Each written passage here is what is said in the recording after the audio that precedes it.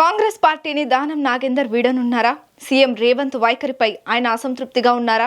ఇటీవల దానం చేసిన వ్యాఖ్యలు దేనికి సంకేతం? అసలు ఆయన పార్టీ ఎందుకు వీడాలనుకుంటున్నారు? హస్తం పార్టీలో అసలేం జరుగుతోంది?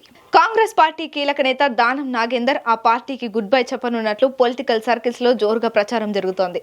ఇటీవల ఆయన మాట్లాడుతూ ఫార్ములా ఈ కార్ రేసింగ్ లో ఎలాంటి అవినీతి జరగలేదని ఆసక్తికర కామెంట్స్ చేశారు. అంతటితో ఆగకుండా హైడ్రా విషయంలో సీఎం రేవంత్ వైఖరిని కూడా తప్పుబట్టారు. దీంతో ఒక్కసారి పొలిటికల్ హీట్ పెరిగింది. ఎందుకంటే ఈ కార్ రేసింగ్ వ్యవహారంలో కేటీఆర్ ను A1 గా పరిగణిస్తూ ఇప్పటికే ఏసీబీ విచారణ చేస్తోంది. అంతేకాకుండా ఆయన అరెస్ట్ ఖాయమనే ప్రచారం కూడా జరుగుతోంది. పైగా కాంగ్రెస్ నేతలు ఈ కేసును తీవ్రంగా పరిగణిస్తున్నారు.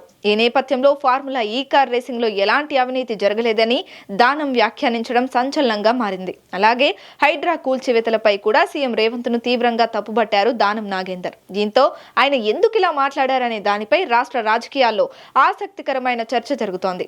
కాగా బీఆర్ఎస్ నుంచి దానం కాంగ్రెస్ లోకి వచ్చిన తరువాత ఆయనకు పెద్దగా ప్రాధాన్యం దక్కలేదనే గుసగుసలు గత కొన్నాళ్లుగా వినిపిస్తూ వచ్చాయి. పైగా ఆయన బీఆర్ఎస్ వీడిన తర్వాత పార్టీ ఫిరాయింపుల విషయంలో ఆ పార్టీ ఏకంగా కోర్టు వరకు వెళ్ళింది. దీంతో దానం నాగేందర్ ను కాంగ్రెస్ నేతలు లైట్ తీసుకున్నారనేది పొలిటికల్ సర్కిల్స్ లో జరుగుతున్న చర్చ.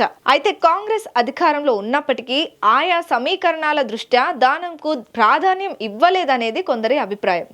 దీంతో హస్తం అగ్రనేతలపై గుర్రుగా ఉన్న దానం సమయానుసారంగా పార్టీపై తిరుగుబాటు బావుట ఎగురవేస్తున్నారనేది ఇన్సైడ్ వినిపిస్తున్న టాక్. హైడ్రా విషయంలో సీఎం రేవంత్ వైఖరి పట్ల ప్రతిపక్ష బీఆర్ఎస్ ఇప్పటికే తీవ్ర స్థాయిలో దుమ్మెత్తిపోస్తోంది. అటు ప్రజల నుంచి కూడా ప్రతికూల పవనాలు వీచాయి. అయితే కాంగ్రెస్ నేతలు మాత్రం హైడ్రాను సమర్థిస్తూ వచ్చారు.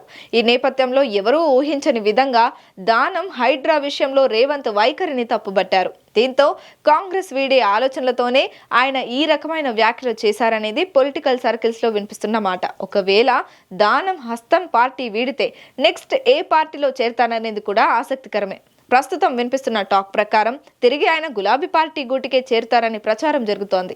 అయితే ఇందులో ఏది నిజం ఏది అబద్ధం అనే విషయాలపై క్లారిటీ లేనప్పటికీ దానం నాగేందర్ హస్తానికి టాటా చెప్తారనేది ప్రచారం మాత్రం జోరుగా సాగుతోంది. మరి ఇందులో వాస్తవం ఎంతుందో వేచి చూడాలి.